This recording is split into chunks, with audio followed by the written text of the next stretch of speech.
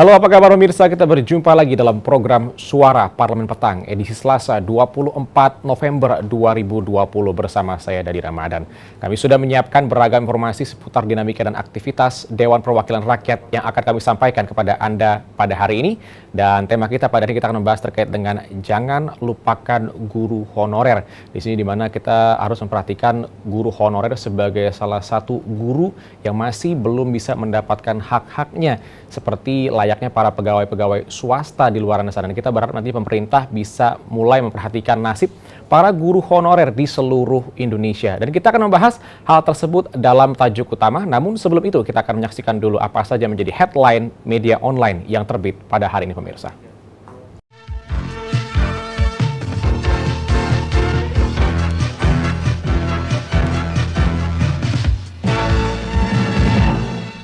Kita awali headline media online yang pertama dari republika.co.id. Di sini ada Menteri Luhut menyebutkan Bio Farma akan dapat bantuan dari Amerika Serikat.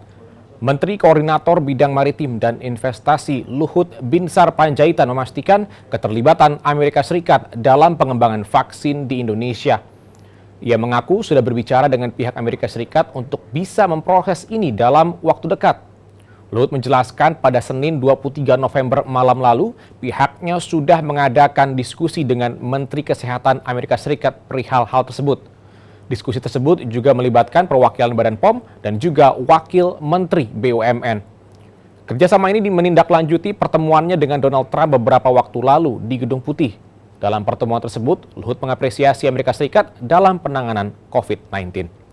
Dan kita beralih ke headline media online yang selanjutnya dari Tempo.co.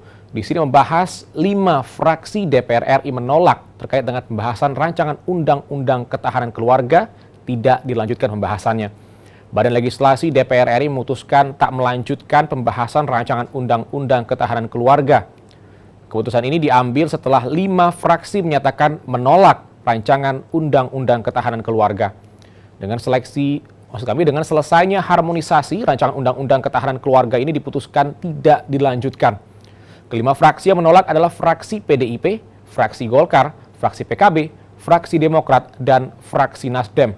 Sementara 4 fraksi yang menerima adalah fraksi Gerindra, PKS, PAN, dan juga P3.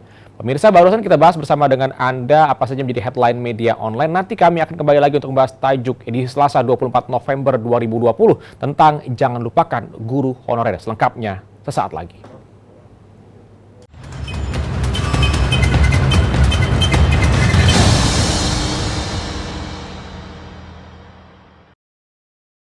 Komisi 3 DPR RI mendesak Kepolisian Daerah Kalimantan Timur meningkatkan kinerja pengawasan dan penegakan hukum untuk mengatasi tingginya peredaran dan penyalahgunaan narkoba di wilayah tersebut. Dalam kunjungan kerja spesifik ke Kalimantan Timur, Wakil Ketua Komisi 3 DPR RI, Pangeran Hairul mengatakan, peredaran serta penyalahgunaan narkoba masih menjadi kejahatan yang tertinggi di Kalimantan Timur. Aparat penegak hukum di Kalimantan Timur dihimbau melakukan koordinasi dan penanganan luar biasa terhadap peredaran narkoba, karena Kalimantan Timur menjadi salah satu pintu masuk narkoba dari luar negeri. Kaltim ini pintu masuknya narkoba dari Malaysia, Brunei, dan sekitarnya. Nah, jadi perlu dilakukan penanganan yang luar biasa, karena ini menyangkut kejahatan transnasional. Jadi kita tetap terus waspada. Hal senada disampaikan anggota Komisi 3 DPR RI, Andi Rio Idris, yang menekankan penyalahgunaan narkoba adalah musuh bersama dan menjadi perhatian serius dari semua pihak. Polda Kalimantan Timur harus bisa bersinkronisasi dengan seluruh pihak untuk mengatasi tingginya kasus peredaran narkoba di wilayah Kalimantan Timur. Baik dari pemerintah maupun dari pihak aparat, masyarakat. Itu yang mungkin menjadi titik acuan, menjadi pelajaran atau PR bersama, khususnya jajaran kepolisian.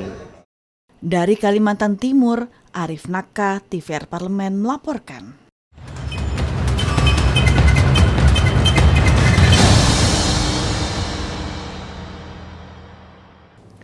Ya, Mirsa, terima kasih Anda masih bersama kami dalam program Suara Parlemen, dan kita akan masih membahas terkait dengan tajuk utama dengan bahasan jangan lupakan guru honorer.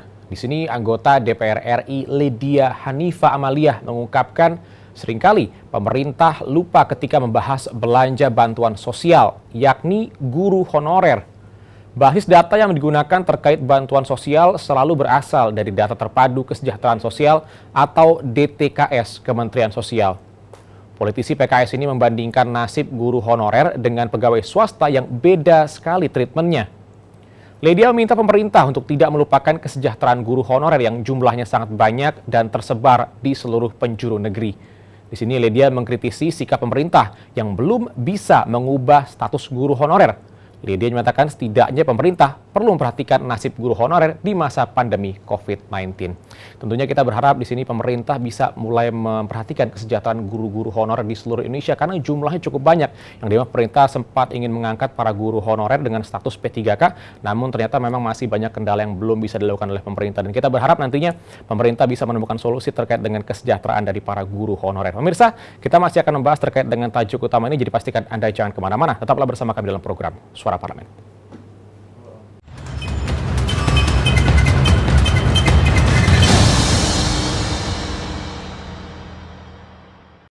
Wakil Ketua DPR RI Sufmi Dasko menghimbau masyarakat tidak membesar-besarkan rotasi beberapa pejabat Polri karena Polri pasti memiliki indikator dan penilaian khusus. Sufmi Dasko yang ditemui di Gedung Nusantara 3 DPR RI Jakarta mengatakan, Kapolri tentu melakukan monitoring terhadap pengamanan dan penanganan massa di tengah pandemi COVID-19. Selain itu, rotasi pejabat merupakan hal biasa di tubuh Polri. Seluruh penyelenggara negara termasuk penegak hukum harus menerapkan protokol kesehatan secara ketat. Kapolri mempunyai parameter-parameter. Dari sisi manapun parameternya itu Kapolri yang tahu. Baik dari sisi disiplin, tanggung jawab, sisi pelaksanaan tugas dan lain-lain, itu Kapolri yang tahu. Masalah pencopotan dan lain-lain itu kita serahkan kepada Kapolri. Wakil Ketua DPR RI Sufmi Dasko menambahkan, pemerintah dan DPR RI terus menghimbau seluruh pihak menjalankan protokol kesehatan, terutama panitia atau penanggung jawab acara, sekalipun kegiatan keagamaan. Dengan menjalankan protokol COVID-19 secara ketat dan meminimalisasi penyebaran COVID-19, aturan-aturan yang dibuat pemerintah pusat maupun daerah harus dilaksanakan dan ditaati seluruh pihak demi menekan penyebaran virus corona di Indonesia. Makanya dibuat aturan-aturan baik oleh Satgas COVID-19 maupun oleh Pemda-Pemda. Nah, ini yang memang harus dijalankan. Zikri dan Denus, TVR Parlemen melaporkan.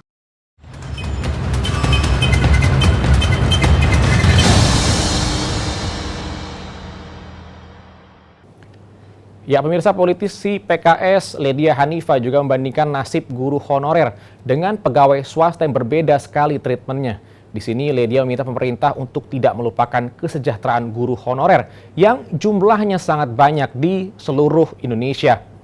Ledia mengkritisi sikap pemerintah yang belum bisa mengubah status guru honorer. Ledia menyatakan setidaknya pemerintah perlu memperhatikan nasib guru honorer di masa pandemi COVID-19. Di sini Wakil Ketua Komisi 10 DPR RI Hetifah Syaifuddin mengapresiasi pemerintah yang memberikan bantuan bagi guru honorer sebesar 1,8 juta rupiah. Bantuan langsung tunai ini ditargetkan dapat tersalurkan pada 2 juta lebih tenaga pendidik dan guru honorer hingga akhir Desember mendatang. Pemirsa, tadi sudah kita bahas kepada Anda apa saja menjadi headline media online dan tajuk utama yang barusan kami bahas bersama dengan Anda. Dan berakhirnya sudah rangkaian acara Suara Parlemen edisi hari ini. Saya Dede Ramadan, atas nama kerabat kerja yang bertugas mengucapkan terima kasih atas perhatian Anda. Sampai jumpa.